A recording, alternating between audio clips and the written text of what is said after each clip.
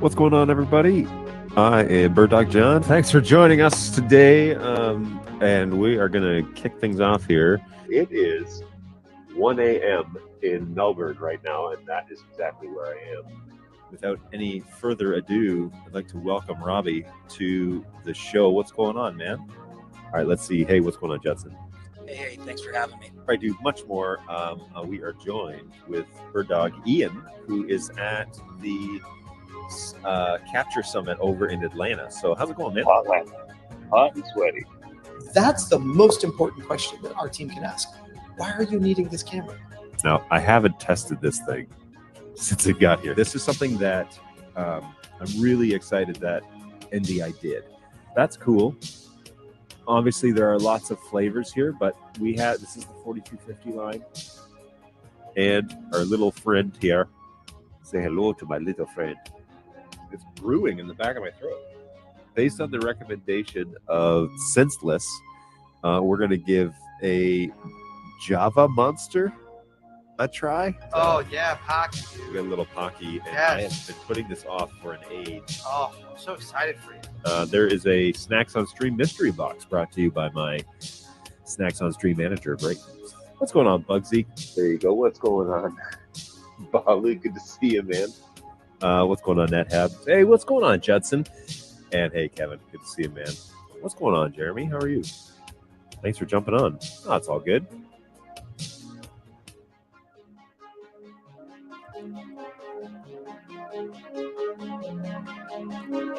Yep. The Bird Dog Support Hour begins right now. How's it going, everybody? My name is indeed BirdDog John, and hopefully you are doing well. Got off to a quick start here today, mostly because I was working on what ended up being a small project and finished it all up, and then looked up and it was 10 minutes to go. So I ran into the booth, got everything kind of situated here for the show, and now we are up and running. So pretty excited that this is working the way that it is.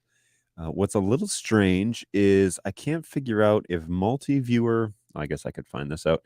So I'm having some drop frames on my program feed out of vMix on my multi-viewer, and I don't think that it is the studio that's decoding it. I actually think that it may be multi-viewer Pro that's receiving that signal incorrectly. So the way you verify this is if you're getting drop frames, you can open those feeds inside a studio monitor. And I know that it's clean coming across the same feed, which is the P4K, is showing cleanly in the TelScript decoder and also over here in StreamYard. And so that's all clean, but I'm clearly dropping frames on the multi-viewer side. So I'm just going to pull up multi-viewer over in my studio monitor and can confirm that it is dropping frames on that side. So how do we fix that? Well, we can do a couple of things. I will remote into that computer. The easiest thing would be just to remote into the computer, access my computers, and probably restart multi-viewer just to give it. It's been running for several days straight. Actually, probably several weeks straight at this point. So let's do that just to see if I can't clean that feed. And this is a great example. So I have, in a perfect world, you would have your, all of your BirdDog software running on independent computers. Now, I realize that money and budgets are real things, and so sometimes that's not possible. However, it is recommended and it's tested that, the software that you're going to purchase is going to have its own machine to kind of run it on. And so that is the computer that Multiviewer is running on is a Mac. It's a Studio, so I know that it's not underpowered, that's for sure. And I'm just going to open up remote into this machine. I'm going to kill the feed. And then I'm just going to restart BirdDog Multiviewer and see if that cleans things up. So it does kick on again. And no, that feed is not clean. So I have some other multi-viewers running on this software. I'm going to kill those ones. And now I'm going to see, nah, it's still dropping frames. That's very interesting. So let's open the options on this machine and just change, what is the output? It's 1080p 30. So 30 frames. This is, I believe, shipping at 30 frames as well. P4K, so that shouldn't be an issue. That's a very interesting issue that it's now the P110 and the P200 are smooth out of Multiviewer. So it's almost as if it's the vMix feed. And I wonder, is it dropping? If I open the P4K feed inside of Video Monitor on that Mac, is it dropping? It is not. So that's a fascinating discovery. So it seems to be the P4K inside Multiviewer is not or the P4K? Maybe not the P4K. So I'll bring the P4K into Multiviewer on its own, in its own Multiviewer, to see if it's dropping. Perhaps it's the vMix output. Oh. You know what it is? I think it's the vMix output. Shoot. Let me think about the, well, I don't have to think about this. Let me open the settings in vMix. I bet you any money we are shipping this signal at 4K. Yep, we sure are. 4K 30. That would be why. 4K 30 is a much different signal in Multiviewer than, so that's the issue, is vMix, the vMix output is dropping inside. All right, so sorry, back this up. I have a clock in the top corner of my Multiviewer. I can show you this. I don't even have to explain this. I have a clock inside of Multiviewer. I have my program feed in the top right of that. Let me get that Studio Mac open. So here it is. Now, this is in low bandwidth, so pardon the pixelated look here, but whoa. All right, so we have the clock up top, the program feed next to it. Then I've got a P110, which is this camera right here.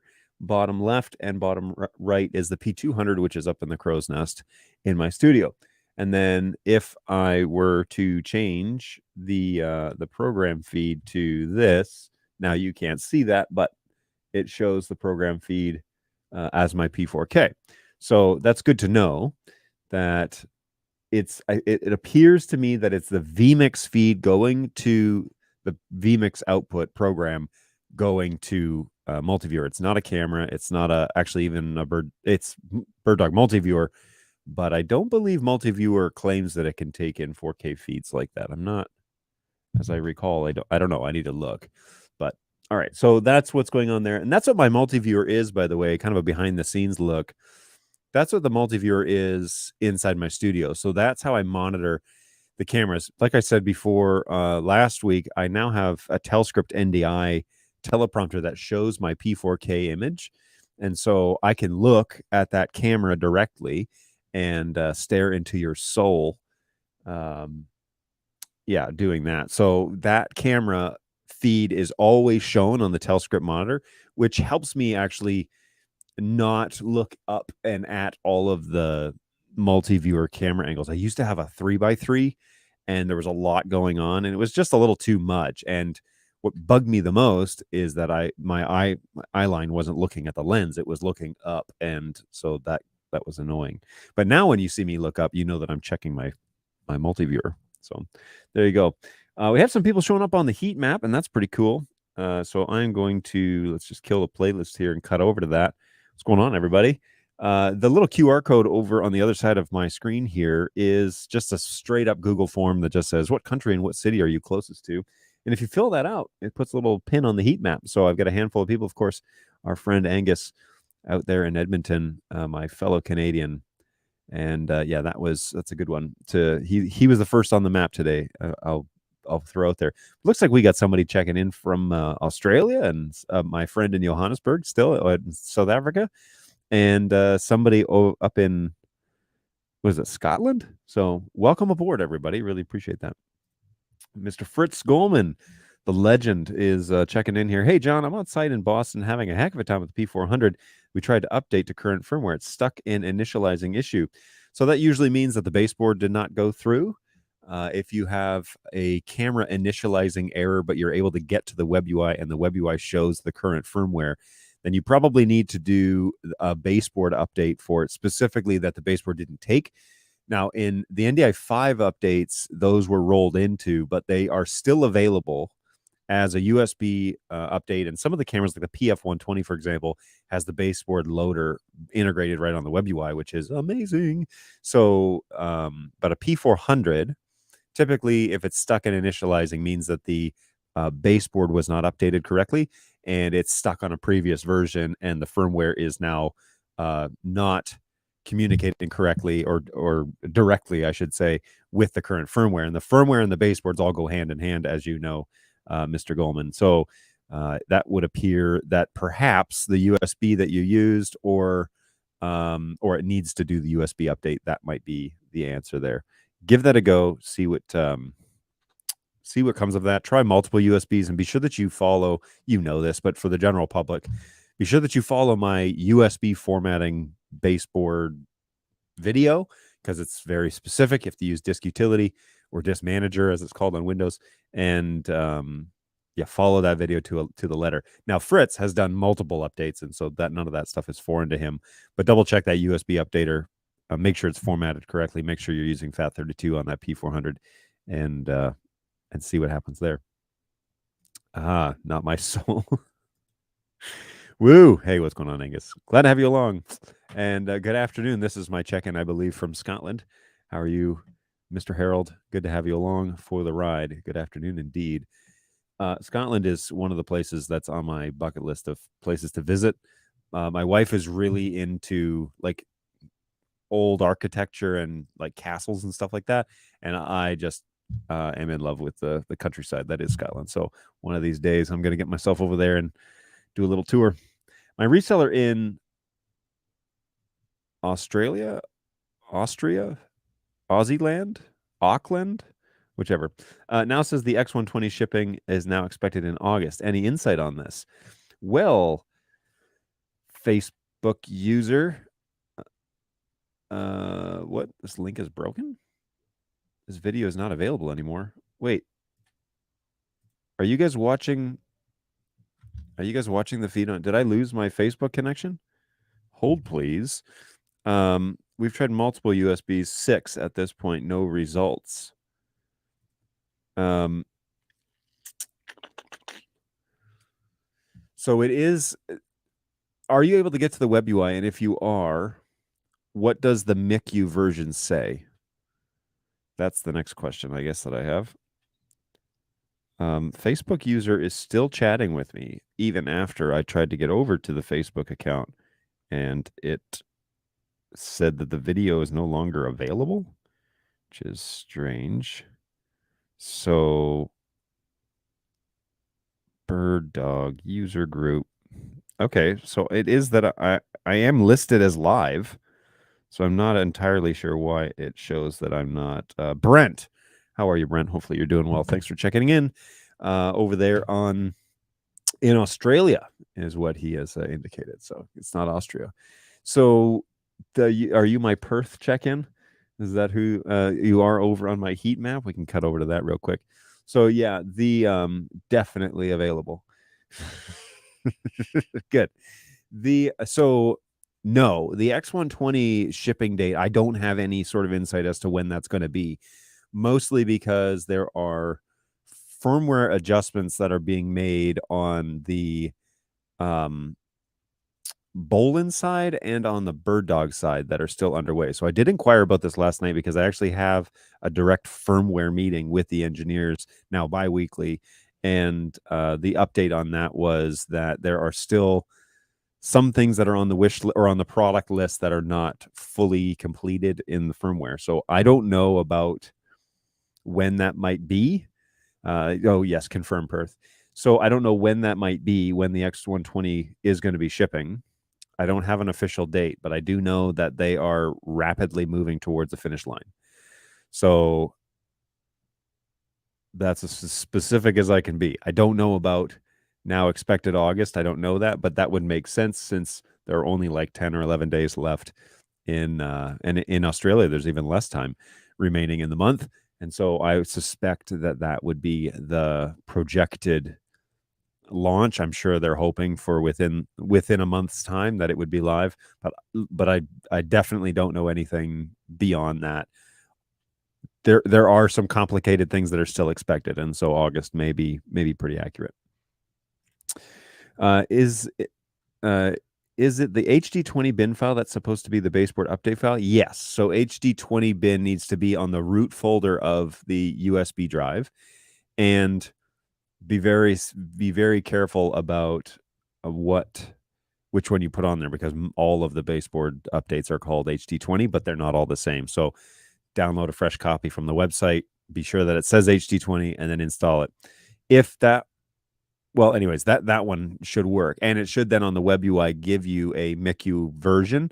If that says none, then there definitely is a disconnect between the firmware, the FW file, and the HD20.bin file, which is the firmware for the baseboard. So I can confirm that for sure.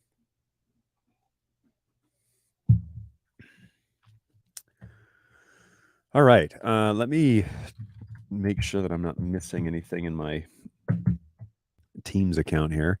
There are a lot of moving pieces going on this afternoon, or today. It's not even afternoon yet. It's only 11:17. Okay. Jumping into Teams. I think it says loading, so we'll go with that.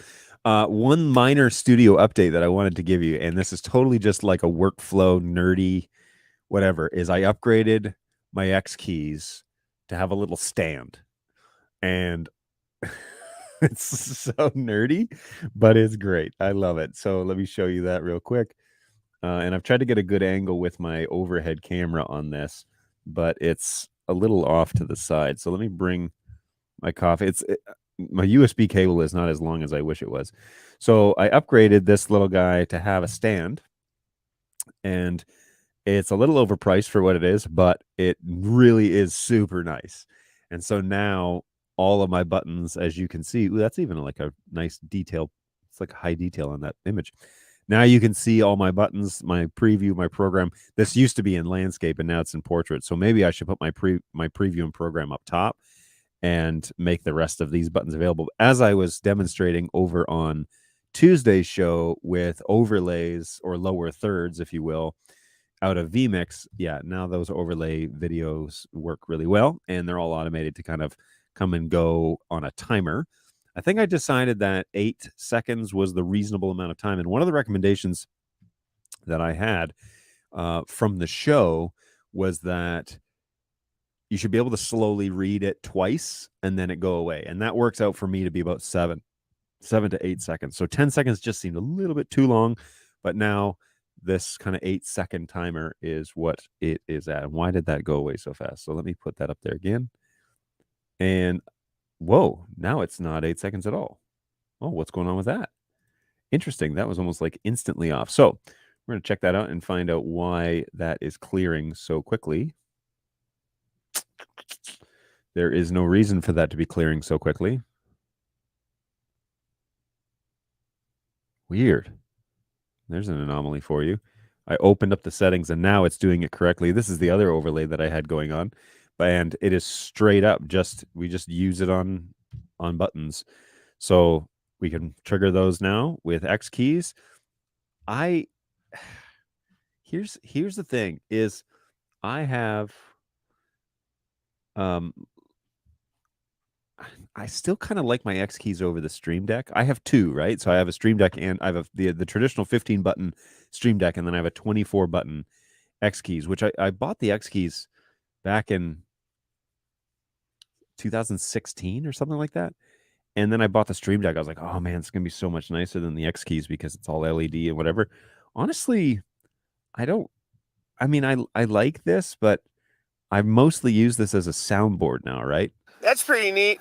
That's and it has pages and it's nice for that. And you can that's really why I would use it. I don't really use it for the vMix function. I use it as a soundboard now. And it's Good quick. news, everyone. It's really helpful to have these things kind of at my fingertips because, then I'm not searching for stuff. But so the Stream Deck is now basically my soundbite soundboard, and my X keys is really for the functionality of the show, switching the show and whatever, that's the primary thing that I use it for. So anyways, interesting stuff. I'm learning what my preferences are as I go along, which is what you do, right? As you navigate all of this, you learn subjectively what works for you, and that's how that happened. That you just gotta do it, and then you figure it out as you go sometimes. Okay, well, it's not taking. That was a fresh from the website, so I guess we'll need to send this one in. 2 more P400s, but leery on doing them. Thoughts?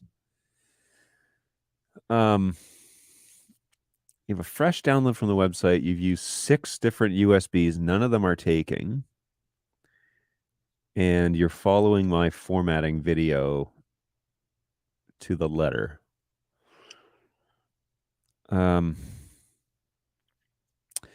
How big is the partition that you're using for that P400? When you format that drive, how big is the partition?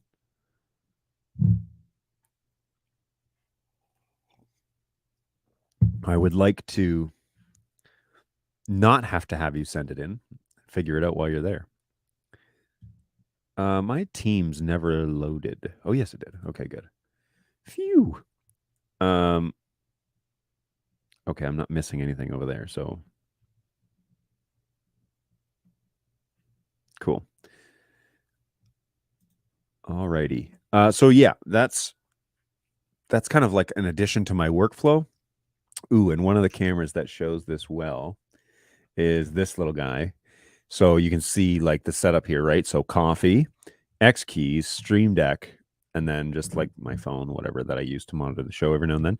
But it's all just like right here and super convenient to have. So mouse and keyboard on this side, basically, and then Stream Deck commands. So I can call up different cameras. That's not super helpful. I can call up different cameras and cut the show this way. And I don't have to be over in vMix. What's also super helpful is I like to, once I'm up and running, I have StreamYard and I'm calling up comments, right? Inside StreamYard to like share them with you guys across multiple platforms. So I'm primarily hanging out in StreamYard, and it's nice now to have basically a secondary keyboard that can call commands and whatever with vMix, and I don't even have to think about it. I can just run it, or I can like turn on playlists, or I can switch to any input. I can kill the audio if I need to on purpose or by mistake, as I did on Tuesday, and control the majority of what I need to control now in vMix without needing to worry about that. I can focus on something else, which would be extremely helpful when you are a run and gun one-man production show and you're shopping this out for others to use, but like for other, you're contracting yourself out and other people are paying you. Then when you have multiple, for example, you have multiple cameras that you need to control focus or zoom or pan tilt zoom or whatever that you're doing, then yeah, it eliminates the need to have to surf around on 2 different machines. And you can just control. So I could like do all the pan tilt control production stuff on this side and be shipping it out on vMix. And then when I need to cut to another camera, I can just do that without even really looking, right? Which is super handy. Oh, by the way, it is a beautiful day here in Auburn Hills, but this is the post office that's just down the road from us. This shot is not great because it's looking through a screen, and so it looks like hazy. But that's the PF120 that we use in this office to kind of keep an eye on the weather. So there's that, and then I have my playlist running. So this, I believe, is the P200, and then I've got a P110. Oh, you know what? I altered this playlist, and so it's only showing the P200 right now. So I will jump over to the vMix machine and edit that playlist real quick. And I want to show the main camera, which is camera 1. So I need to stop the playlist, show main camera 1. This is for $130 about. Oh, whoops, cancel that. Duration is what we want to change. 130, hit OK. And then we want to add P110. And I want this guy to hang around for 25 seconds or so. And now I want to start this list. So there we go. Now we got all 3 cameras in the cycle. That should be a little bit more reliable, and back to the StreamYard machine. One of the workflow things, so there's a keyboard by Logitech, right? It's like the Mark II or something like that. I forget what it's called, Mark MK, anyway, something like that. I have one. Somebody was generous enough to actually send me one, and so I have one at home. But I needed a solution for this rig, and the beautiful thing about that Logitech keyboard is that you can connect it to multiple computers, and that's pretty neat. How neat is that? That's pretty neat.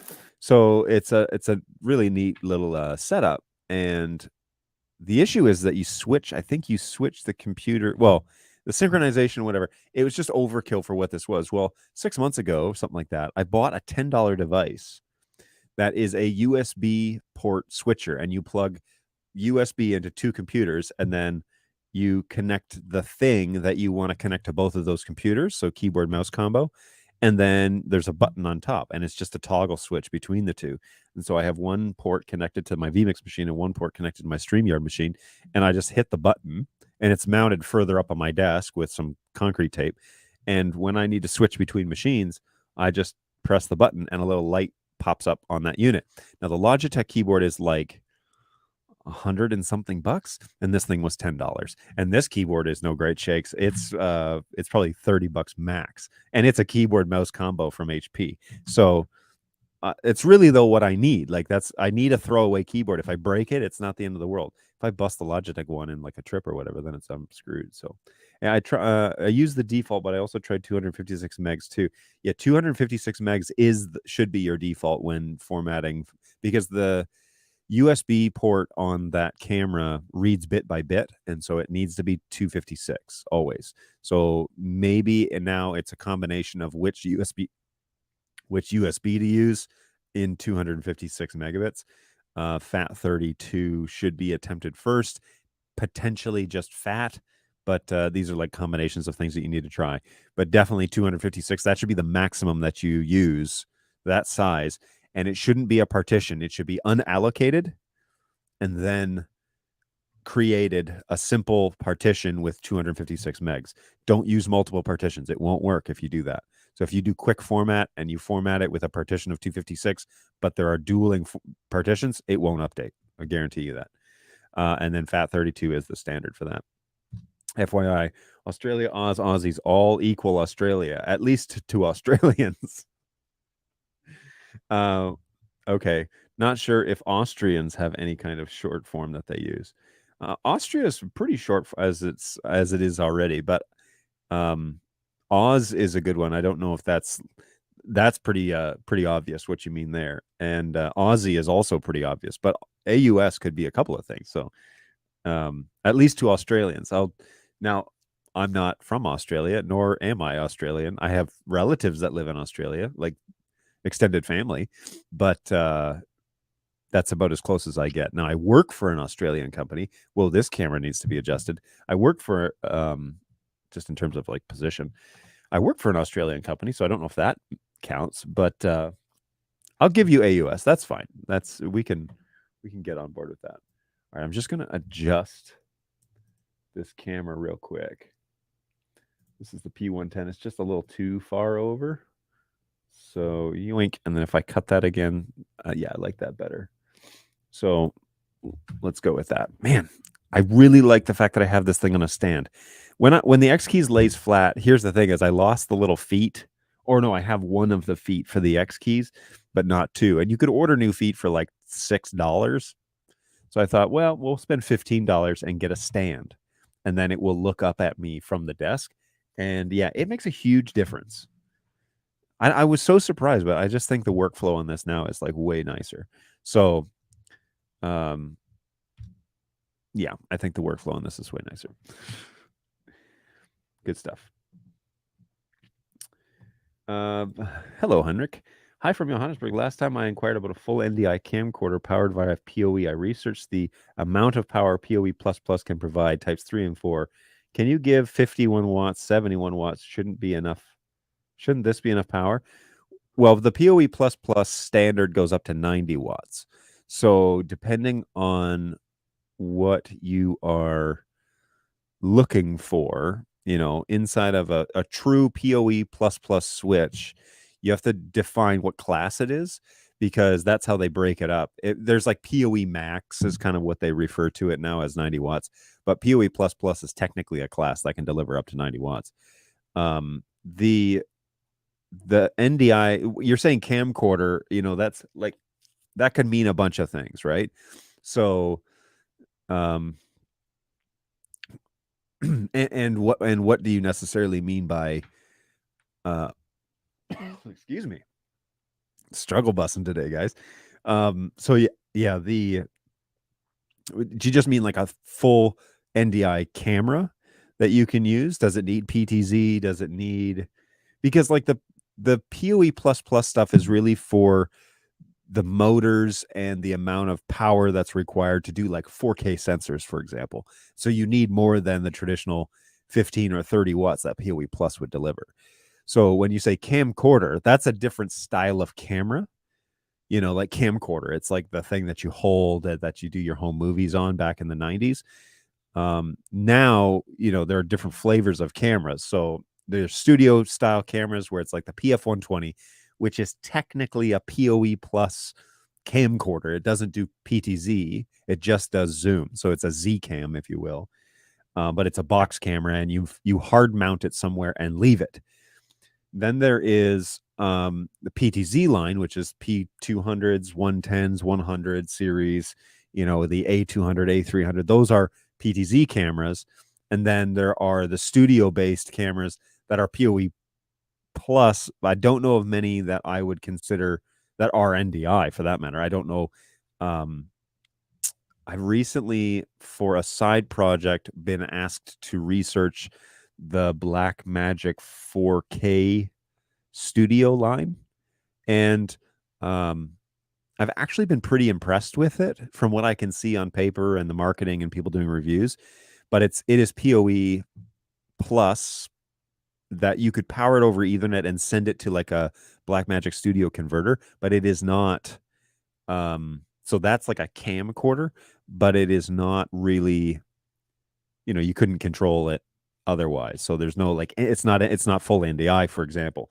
Now you could get it to be full NDI by going out into a studio or a 4K SDI or something like that. Then you could have full NDI functionality of that camera, and then have digital control of it over this, over the network via the Ethernet port. So I've been kind of impressed with it. I didn't realize that the 4K, is it called Studio? I feel like I'm butchering that for some reason. Look at it briefly, and it's not the Pocket Cam, it's the Studio one.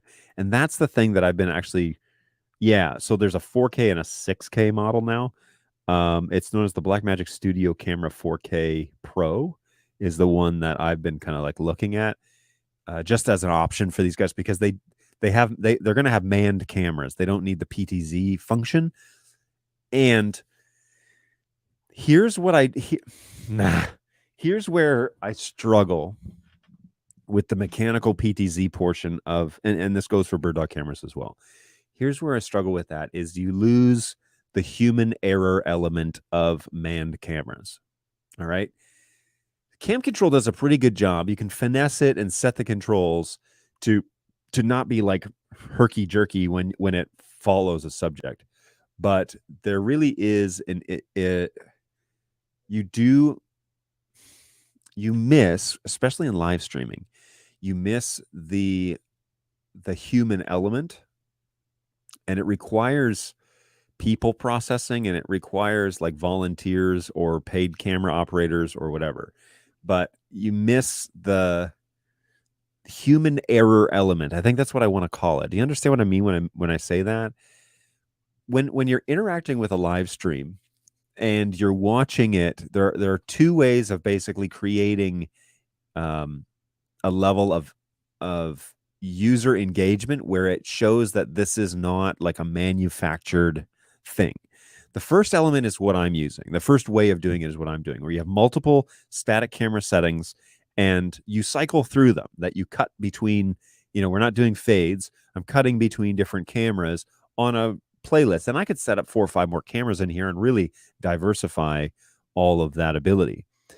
The other way to do it is to have a couple of good, interesting shots, but have them on man cameras and have people listening and be able to produce a more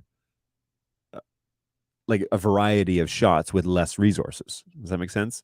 So then you could have them zoom in and move the camera to the location. But then when you cut to that camera, you can tell that someone's controlling this live and that they're reacting to what's happening live on stage. And I actually think that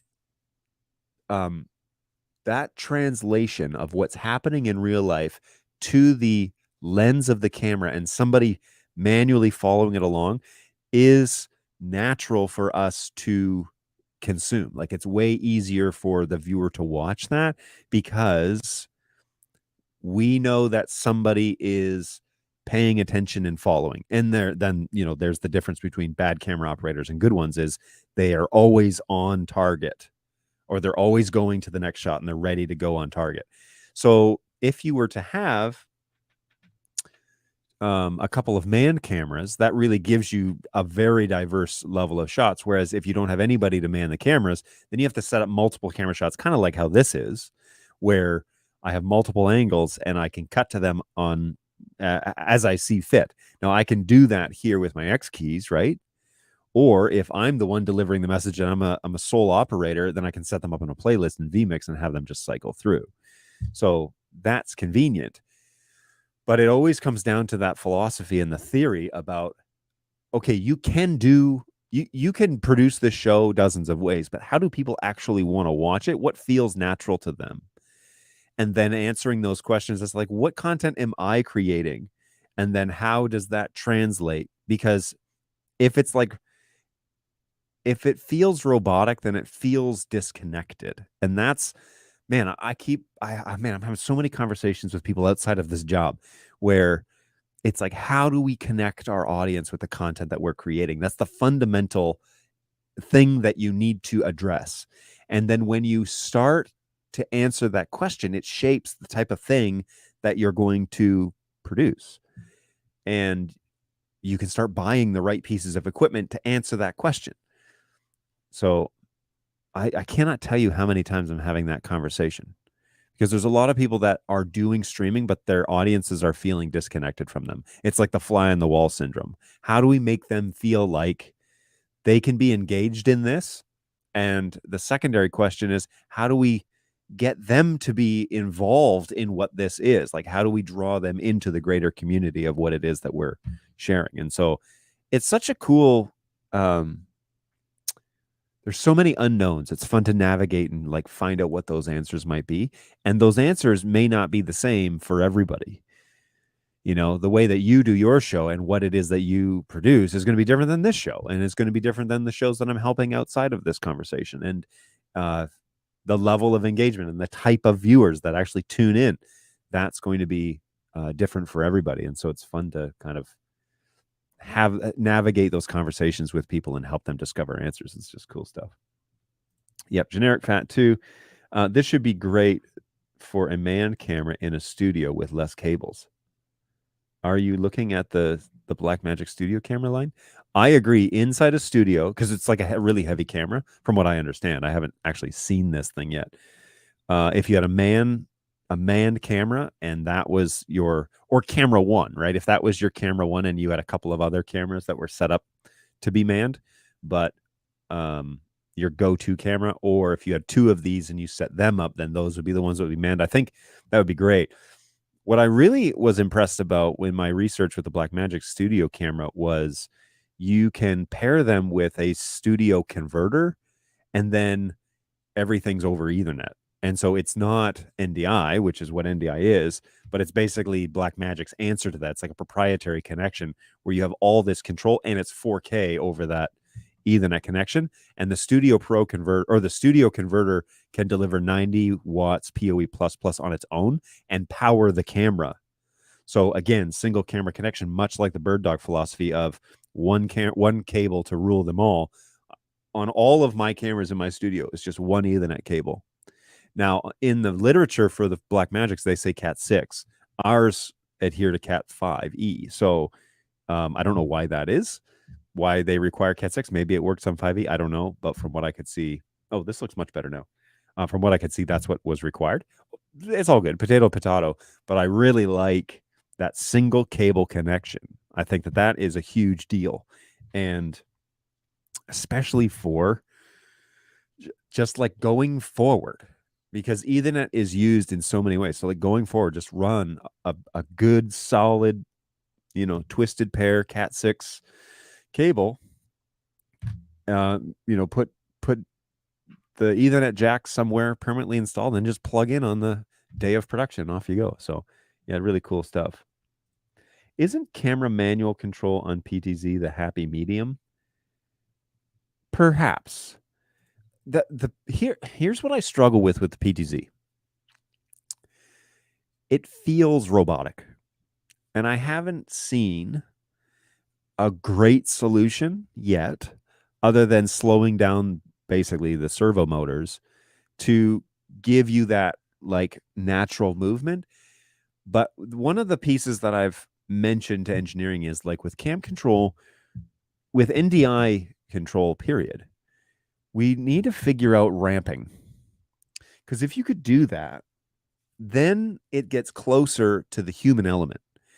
If you have a camera, shoot, I wish I had brought one in here that I could demonstrate this on. If you could ramp and like do control to where it's not like on and off, that would be ideal. The issue is that the TCP commands that we send for the actual control, and I guess I could demonstrate this on the PF1, I'm sorry, the P4K. So let me pull up the P4K here in StreamYard. And if I say PTZ control, so if I like click over, it just like starts, right? On, off. And the P4K actually has this like kind of subtle ramp down, and we can turn up the speed and we can slow down the speed, but essentially it's on or off. And it's even worse inside of Studio Monitor, because Studio Monitor gives you the ability to go like full on. But a joystick is the answer here, because you do have that like gradual control.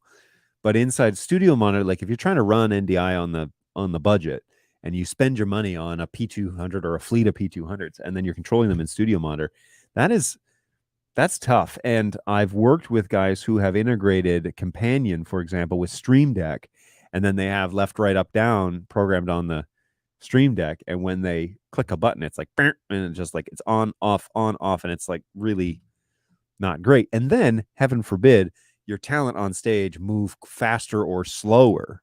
And then you're like speeding up and slowing down and trying to like, trying to finesse it manual, like, in that very granular feel. A joystick is really the answer. But not everybody has the budget to also buy a joystick, which is basically the same price as a P200 at this point. So it's hard to, I think cam control has the most potential to automate all of those processes, but then to also introduce ramping where when it starts to move, it goes a little slower at first so you could break the screen up into 5 zones when the keynote gets to the outside zones, the far outside zone, and I guess I should move my hands here appropriately. When they get to the far outside zones, the camera moves at full speed. But when it gets to the middle, like the inner zones, not the center zone, but the inner zones, then it moves at like the half speed or a quarter speed or something like that. And then when it's in the middle, obviously it's keeping you centered. I think that makes the most sense to break it up that way. And that way you could do ramping, where if your talent moves too far off screen too fast, the fast speed would pick it up and go. But if they're just stepping off to the side, it would just gradually kind of reposition them to the middle. That feature, that option would be highly desirable, because a lot of us one-man bands would appreciate having that ability. But one step at a time, one project at a time, we got to get some things right before we can play around with other options. The smoothest PTZ camera that I've ever used was the Stanton Jimmy Jib heads with box cameras mounted on them. Everything was 100% analog control, super smooth, but they ran on a very heavy multi-core cables. Interesting. I'm planning on using an Xbox controller as an initial joystick trial. Okay, so Xbox controllers are sending raw commands through Studio Monitor. Okay, I don't have an Xbox, but I have a Logitech version of that same controller, and it's set to direct. Okay, I have an Xbox option, but I have mine set to direct. And the way, I guess you may know this already, but the way that we do this, let me jump over to that heat map, by the way. Hey, if you scan that little QR code that's on this screen, you could drop a pin on my heat map. That'd be really cool. I'd really appreciate that. So inside of, now we're going to open up Studio Monitor. I'll give you a quick little demonstration about what this is. Oh, you know what? Is this even plugged in? Nope, this isn't even plugged in. Here's the end. Whoops a daisy. Let's see if I can plug this in. I'll be right back trying to sort this out. I don't even know if I have an open USB port, so let me see if I can do this real quick. One second. Okay, that wasn't as painful as I thought it could be. All right, so you plug in your joystick little controller, right? And let's say we want to control, well, the 110 is fine. And we'll go down to settings, and we'll go down to PTZ settings, and the joystick has not appeared. So I'm going to restart Studio Monitor now that the joystick is there.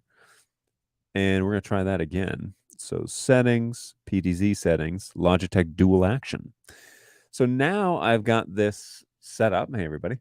And we're going to use the joystick direct commands. I wish I could show an overhead shot. Maybe I could here. Let's verify first that this is in low bandwidth, just so I'm not going to kill my... Okay, it is. And now let me do you a solid here and open a second Studio Monitor. Where did you open? Okay, I'm going to switch this one to low bandwidth. Video, low bandwidth, and I want this to be the P100. Okay, so I'll add this one here, and I'll add this one here. All right, so here is that joystick, right? And as we move it, you notice that the little blue dot on the screen moves, but notice how extreme that is, right? That my complaint with this method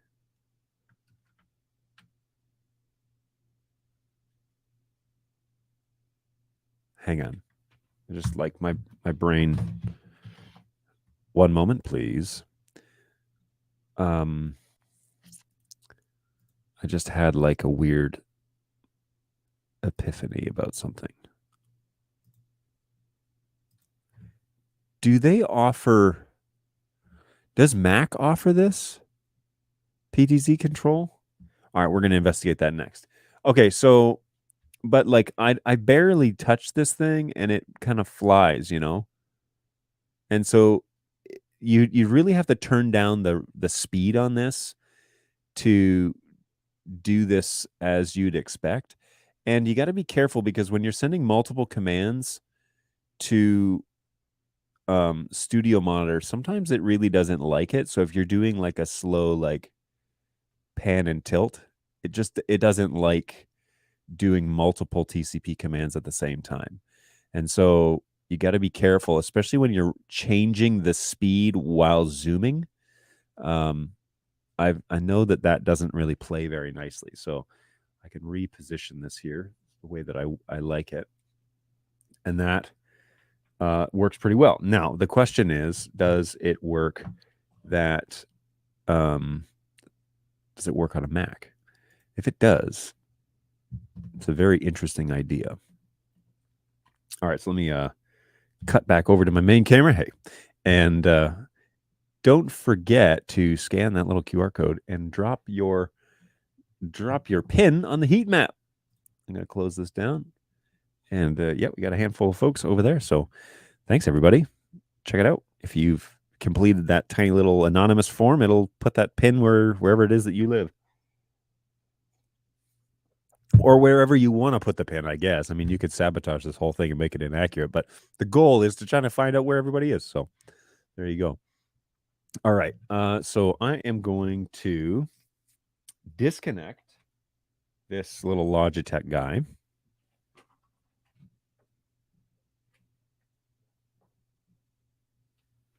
And we're going to see if there is a way to plug this in on the Mac. So I shall be right back.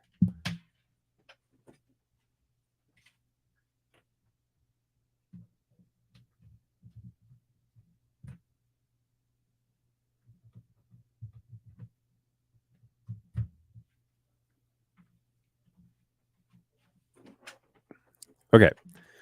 So let me get my headphones plugged back in here. I have no idea if this is going to work. But if it does work, that would be very interesting. I'd be very interested to know the results of this test. So here we are in Studio Monitor. And we have PTZ, the option for PTZ control.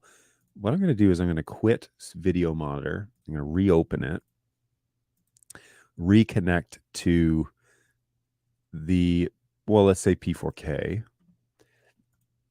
And then I'm going to look for settings, PTZ control. I got nothing yet.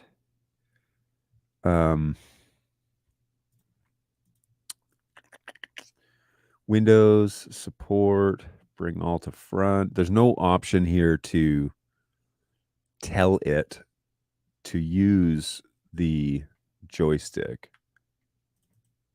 And you can't like right click. So this does not appear to be an option. If I click like start or whatever, bummer. That's a bummer.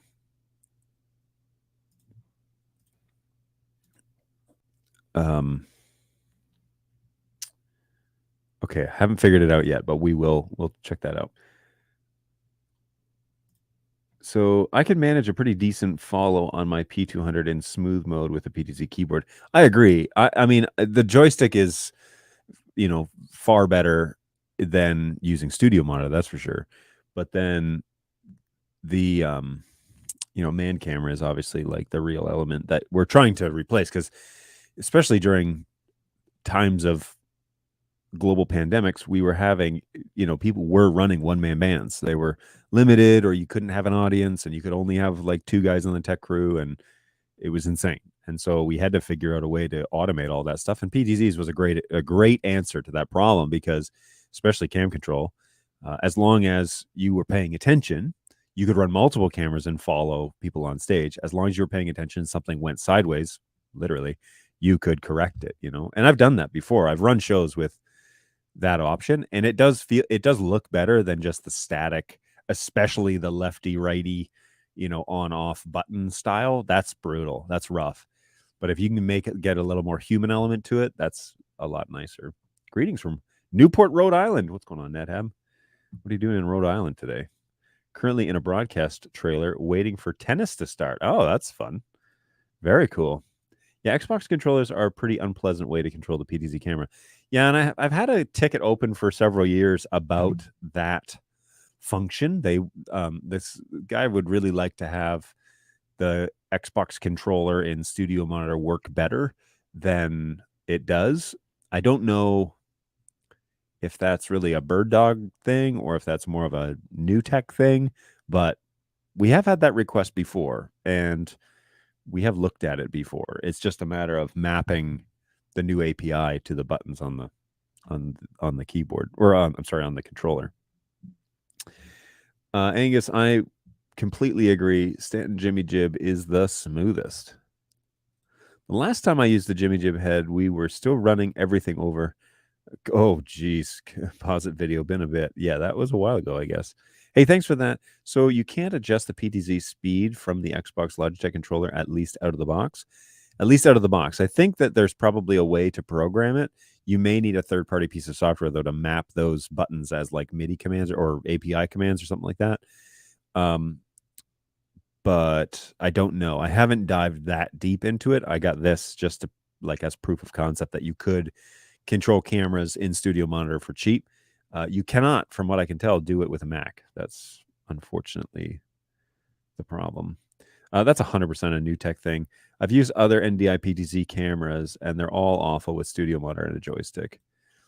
Do Logitech controllers let you adjust dead zones and gain for the analog sticks? I don't have any software and haven't been pointed to any software that allows that. However, it doesn't mean it doesn't exist. This is the Logitech Gamepad F310. As I recall, it was not expensive. Amazon would have it, Logitech F310. Amazon has it for sale for less than $20 in the US, $17.52 currently.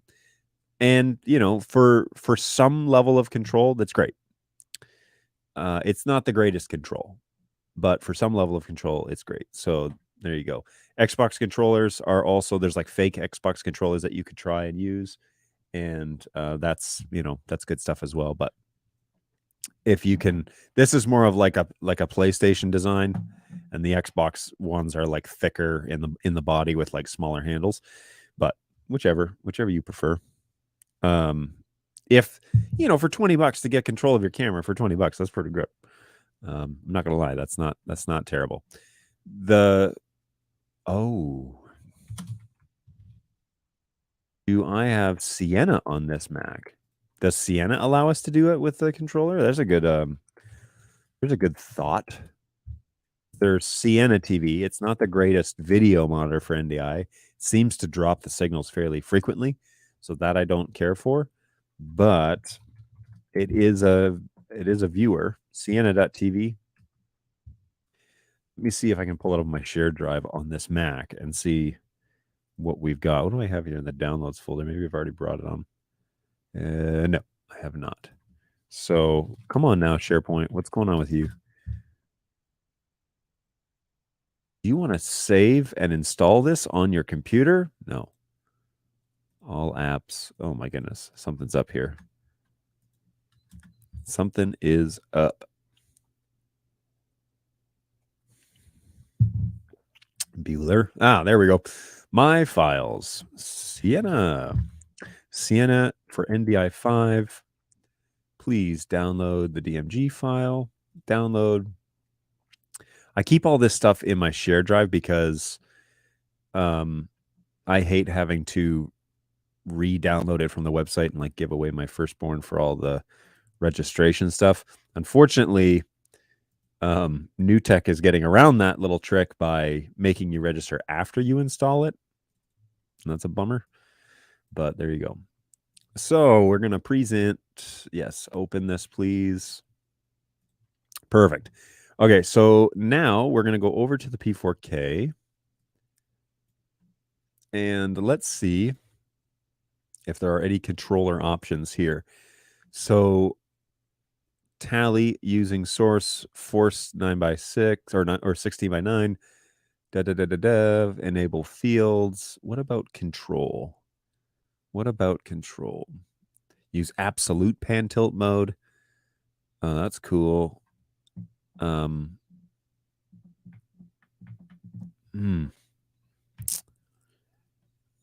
There's got to be a way. Open metadata viewer. File. NDI monitor, that's what we're using. Get stream info.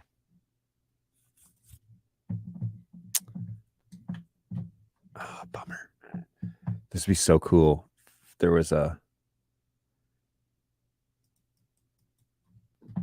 way to connect this device to one of these viewers.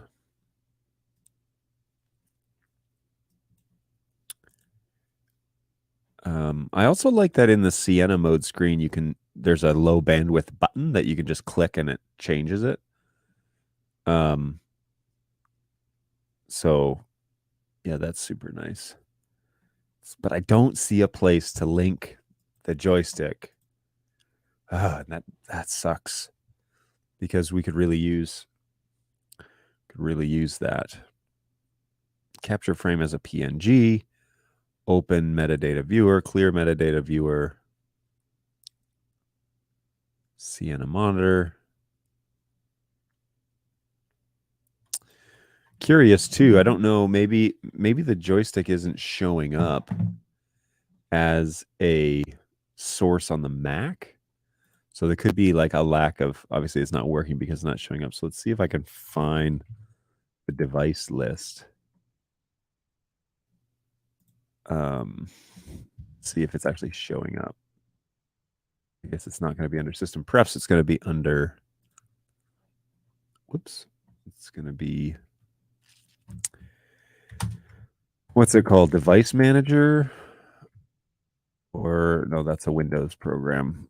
Oh, it's under the about section. That's where it is. So about this Mac, and then we need to say system report, and then USBs, Logitech dual action. So it definitely is being recognized by the computer. So that's good. That means that the Mac is playing nicely. So it is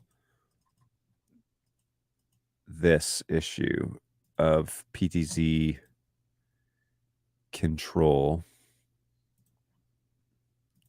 What does this little button do? Ooh. Okay. That is kind of a bummer. I wish that... Can you guys see this? Oh, never mind. Restart Chrome. Get out of here. Yeah, all right. So Sienna does not seem to have this function as well. And I'm not entirely sure if there's a manual way to do it, but I would go with no initially, based on my intuition that is not an option. The also the PTZ control option inside video monitor is a no-go for Mac. So there's no natural way on a Mac to control this yet with a joystick like that. So my dog has eaten 2 F310s. Whoops a daisy. Hi from Stockholm. What's going on? How are you doing? I was just going to put up my little heat map here. I noticed that Stockholm is not lit up on my map yet. So there you go. No, this is, if you scan that little QR code, folks, if you're new to the show and you want to drop a pin on the heat map, by all means, go ahead. Scan that QR code with your phone, and then just follow the little Google document that says, what country, what city are you closest to? When you hit submit, it should show up pretty quick on this map. So somebody said there's like a 7-second turnaround or something like that between them hitting submit and them seeing it on the stream, which I think is a pretty good, that's pretty fast, right? From what you see live. Oh, there, somebody just dropped one right now. So yeah, thanks for coming along and playing the game. This is pretty cool to see you guys show up all over the world, and I really appreciate that. Yeah, it's fun to do this in real time with you. So really cool. All right, we're caught up on the chat. That's great.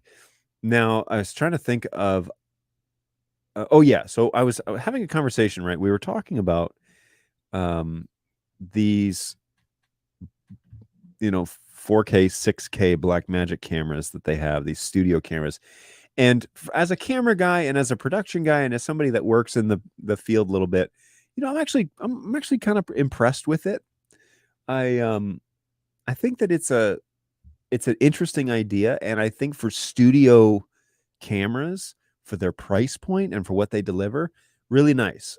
We have a Blackmagic 12G video assist here in the office that we use for testing, signals out of cameras and making sure that third parties can receive them correctly and whatever. And so we do that already, and the interface obviously is pretty much identical to on these cameras as it is. So I'm already familiar with that navigation. But what I really like is that several of the places that I work with kind of as freelance are already set up in the Blackmagic world. And so this would be a pretty seamless integration. And then I stumbled upon the fact that they also can be a one connection cable thing. The only gripe that I have, and I think I've heard this from a few reviewers, and I think I agree. The only gripe that I have about them is that you can't adjust the screen on the back of the camera. And so that's a fixed screen, and there it's kind of tilted up a little bit. Well, if you were working, with the rig higher up and you need it to be above an audience and you don't have a platform, there's no way you're going to see that screen, which means that then you have to have a secondary monitor to watch the actual screen, which is kind of a bummer. But overall, I'm pretty impressed. I think that there's a lot of potential there when it comes to like the SDI workflow. And of course, then if you want to get that final product into an NDI workflow, all you have to do is plug in a 4K or SDI, and away you go. So it looks like they excel really well with diverse lighting, which is always a big thing that I am concerned about, because people are putting cameras in all sorts of situations and wondering why they don't look like studios. And the truth is that lighting is a huge factor. And if you're considering updating or upgrading or integrating streaming into whatever it is that you're doing, lighting is key. I had that's kind of a joke.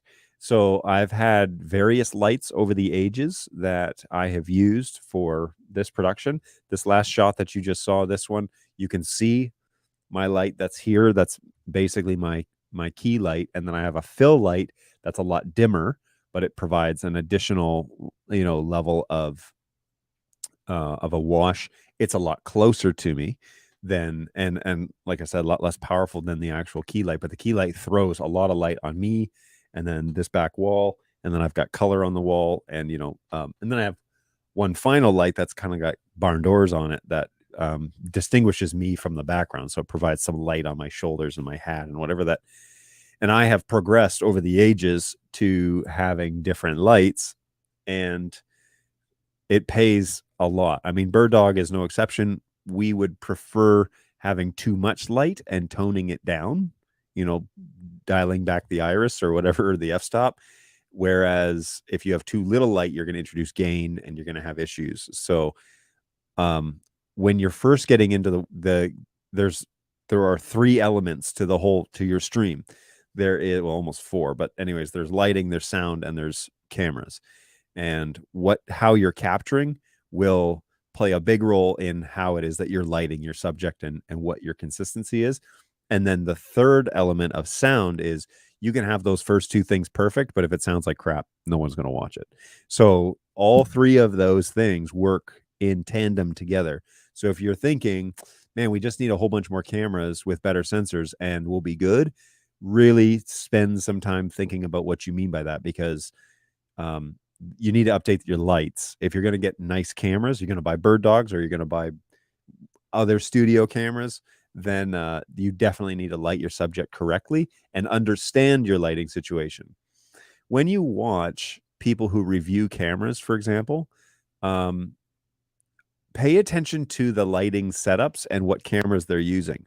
For example, there are lots of stages that have big LED walls behind them, or a lot of changing colors and a lot of changing lights. Well, to do those lighting configurations, you need to have two things. Everything's set on preset, so when you go to that lighting configuration and everything changes, you know exactly what preset to go to allow your camera to adjust its settings. Or your camera operators need to know how to adjust their settings so that they get a consistent image of the the subject that they're shooting.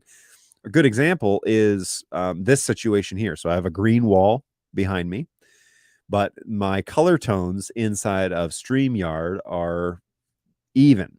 And the goal The first thing, not necessarily the only goal, but the first thing that you should be thinking about when you are adjusting color is be sure that your subject is correctly lit and be sure that their skin tones look correct.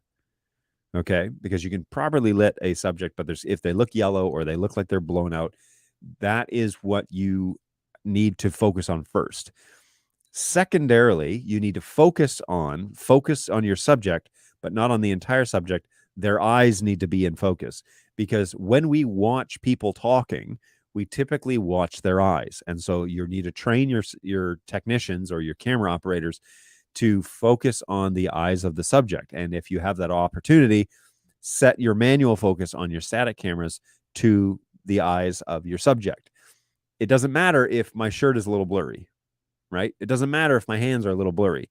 You're not watching my hands. You're watching my face. And particularly, you're watching my eyes, because that is how we communicate as humans with each other. And this is throughout the animal kingdom. Honestly, there are lots of creatures that pay attention to the eyes of their predators or prey or fellow creatures in their species realm. So it is built into nature even, and how that is. So be sure that you're focused on the eyes of your subject and not like the nose or the cheeks, like the ridges on the cheeks, or their ears, or their shirt is perfectly in line, but if they've got a big belly or something like that, then everything else is blown out. So be careful and be sure that you're properly exposing and then properly focusing on your subject.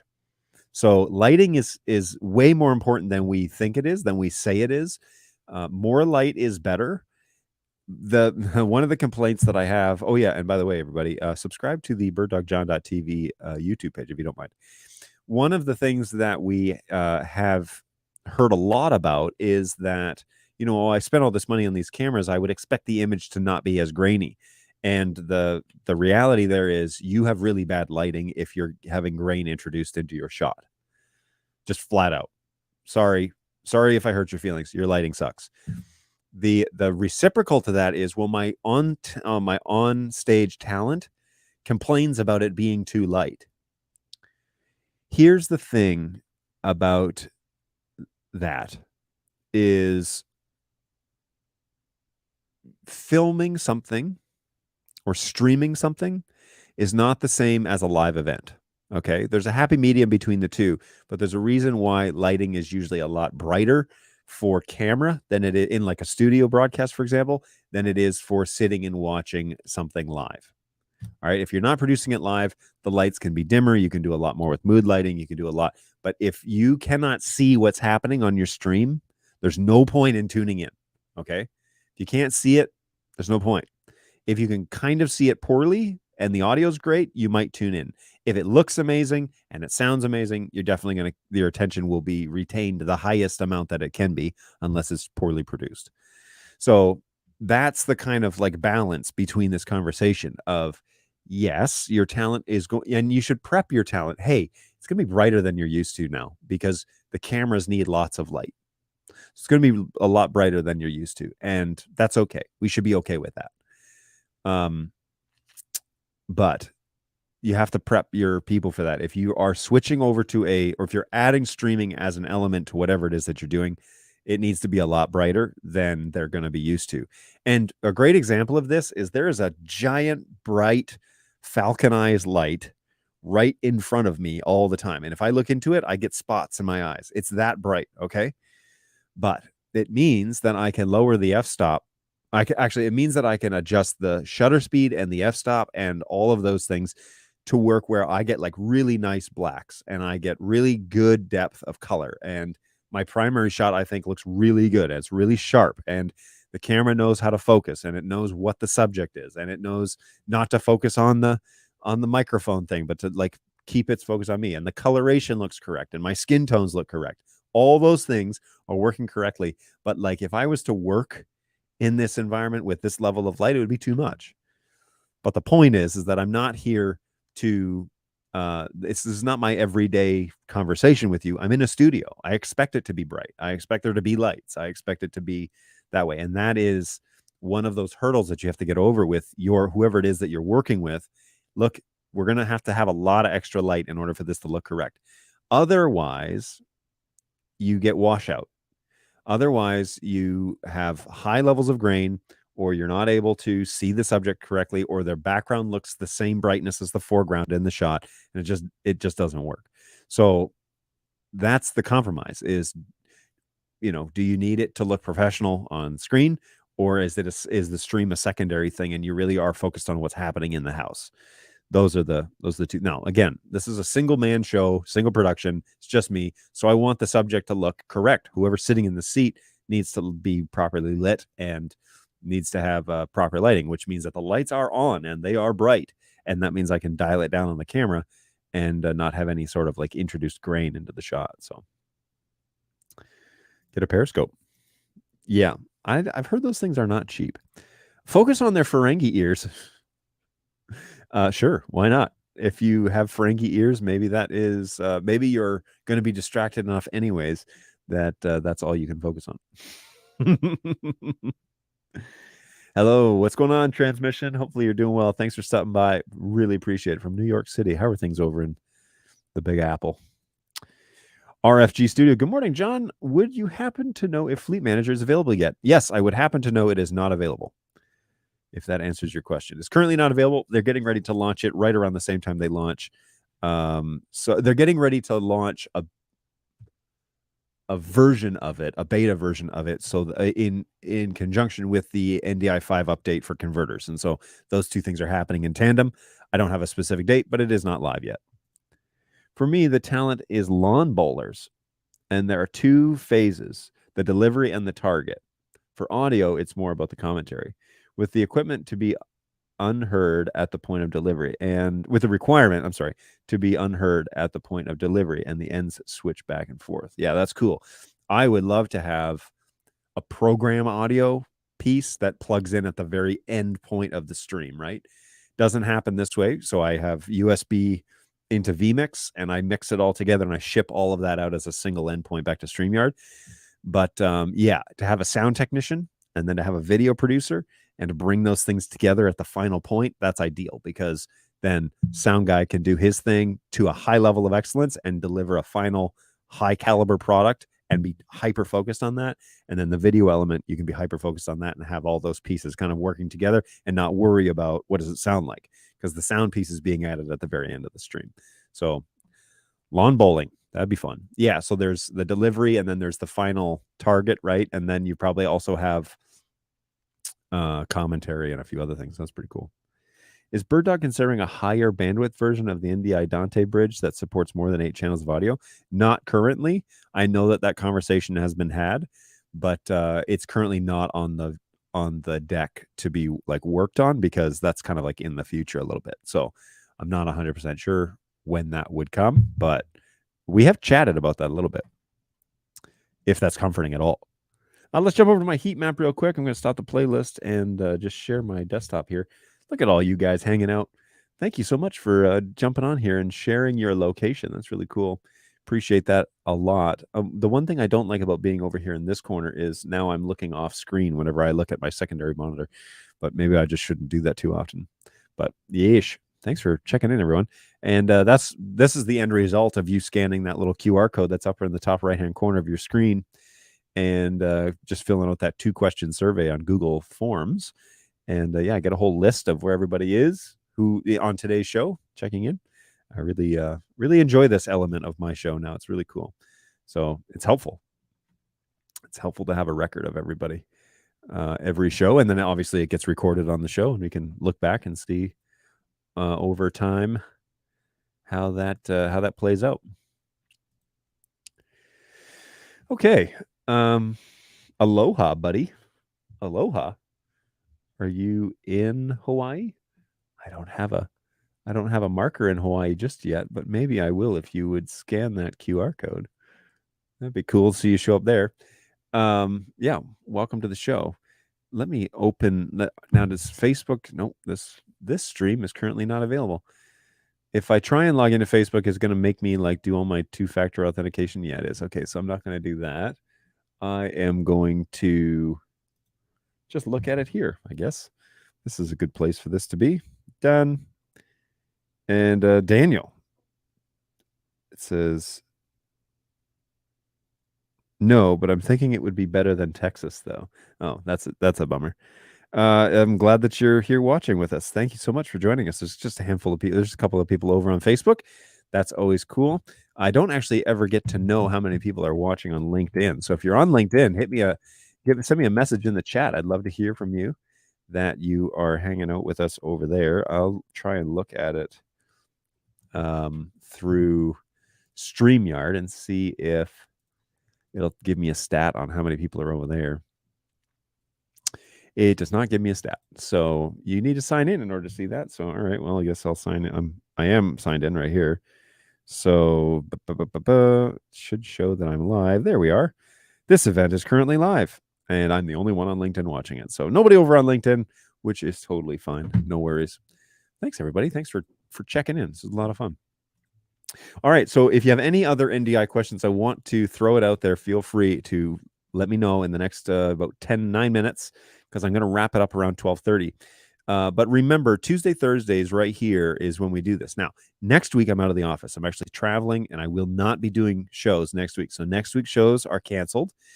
But I've just received word that I will not be traveling the following week, which means Tuesday, Thursday shows are back on for the following week. So we're going to miss a week, and then we're going to resume the following week, and then I'm going to miss another week. So I'm going to be gone. I'll be gone for a whole week the following week. So no shows next week. I will be on the following week, okay, the first week of August, and then I'll be gone the following week after that. So more on that. But next week, the next 2 shows will be canceled, just so that you know, and that you're not wondering where it is that I am. So maybe I'll try and remember to post something on social media. I'll be traveling south into the States for the week with my family, and then I'll be back the following week, it sounds, and then I will be gone after that in Northern Ontario. So I'll give you the updates there.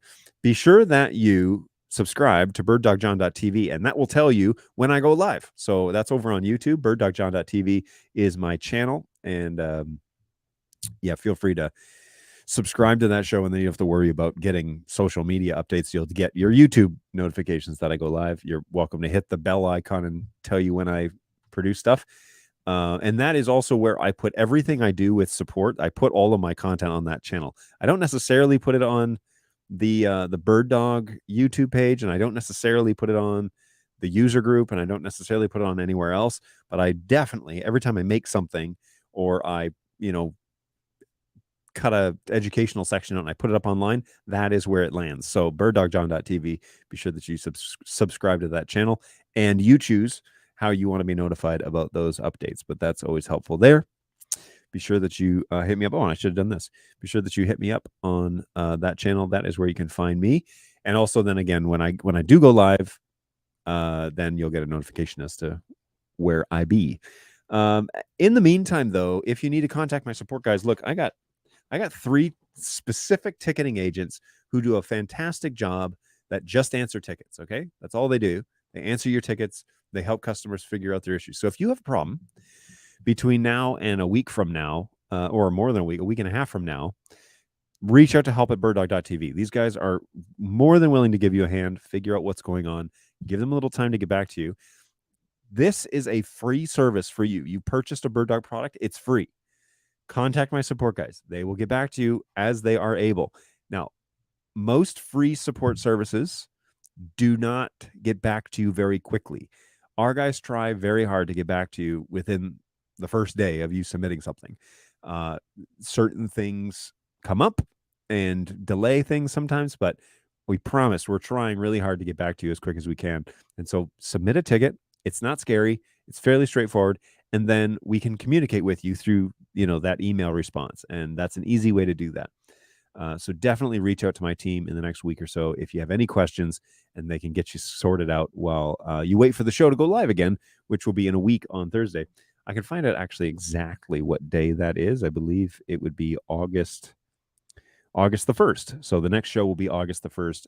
Maybe I'll put a placeholder up as to next show, August 1st, and then people won't be super confused about that. But August 1st will be our next show, and then the 3rd as well. Now, be sure that you hit up my guys at help@birddog.tv if you have BirdDogLive.tv if you have questions. Subscribe to the BirdDogJohn.tv show. And then what else is there? Oh, yeah. If you have pre-sales questions or you want to learn about Bird Dog products, the guys over at hello@birddog.tv are our pre-sales team. And we have guys all around the world that monitor that email. And so it's a good place for you to ask those questions. NetHab says, hey, where are you traveling to? I will be down in Nashville next week for a conference that I'm attending and then some work on a weekend gig that I'm helping with. And so I'll be down in the Nashville, Brentwood area and then returning that Sunday afternoon, Monday morning. We're going to travel on Monday back to Michigan. Have you or anyone else at BirdDog heard of any other NDI bridge Dante software? We're trying to pass multi-channel 9+ channels audio from one facility to another over NDI. Why not just run two Dante audios, the two NDI Dante bridge programs? As I recall, I think it can be open multiple times. I'm not sure, but if not, you could just run it on two instances, right? So I think you would need two licenses to do that, but I don't know of any other Dante to NDI software that works like BirdDogs does. So no is the answer to that question, but you could just run two instances of Dante Bridge and see if that works for you. Cheers, John. If you want to start earlier, all good. It's 12:25 a.m. here. Yeah, it's a little early over there, isn't it? You are the one over in Perth because it's 2:30 in Melbourne right now. So 2:30 a.m. Hey, have a great trip. Thanks, Angus. Appreciate it. And thank you, everybody, for coming along. I'll be traveling to Atlanta to another tennis and then Winston-Salem after that. Very cool. They're keeping you busy, eh? That's pretty fun. That's pretty neat. It is pretty neat. Yeah, and once you're done with all that, if you have any sort of like links to streams that you've done, we'd be happy to take a look at those and see what it is that you're up to. Are you using any BirdDog stuff during those shoots, NetHab? I do. Oh yeah, let's get the heat map up here one more time. Look at all you guys hanging out with us. Really appreciate that. It's really nice to see you all show up on a map and find out exactly where you are. So thanks for hanging out with us today, everybody. Really appreciate that. Hopefully the week has found you well. And yeah, we've got one guy out with COVID in our office. And so he's working from home, but mostly sleeping because he's just completely taken out of the game. So he is dealing with that, and hopefully he'll recover and be back next week. But other than that, I will be out next week and then back the following. So that is the plan. Thanks, everybody, for checking in on the heat map. I am going to kind of wrap things up here as I do need to kind of get going to it. And here you go. You can watch on the tennis channel if you subscribe to cable TV. Oh, very cool. I do not subscribe to cable TV, but I'm sure I could find some sort of rebroadcast of that. That'd be cool. So, okay. Hopefully you guys are doing well. Thanks so much for hanging out with me. I really appreciate that. Take care of yourselves out there. Have a great week on your own. Hopefully you'll survive. And when we return, we'll come back with vengeance. So feel free to shoot a message over to help@birddog.tv if you need any questions in the meantime. We'll see you on August 1st for the next broadcast of the Bird Dog John live support show. Bring your questions, bring your friends. We'll go through all that stuff. Take care of yourselves. Take care of each other. Super important. And we will see you guys on the next one in a week and a half. Take care, guys. Cheers.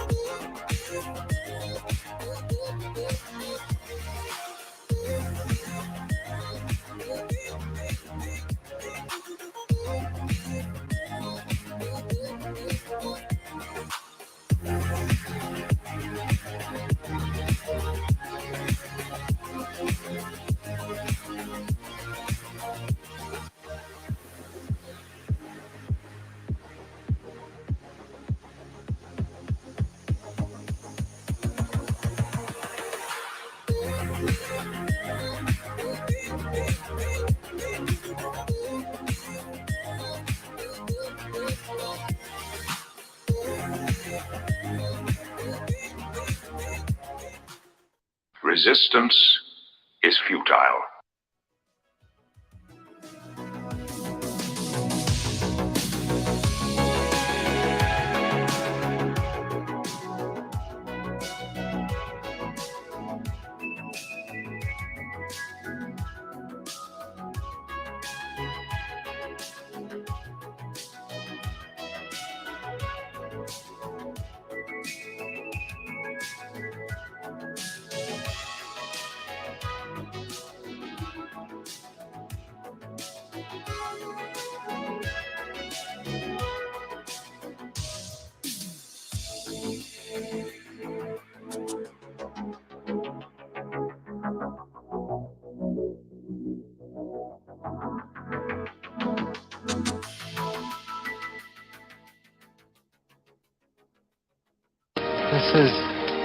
This is magnificent. Oh yeah, that's how it always starts. But then later there's running and screaming.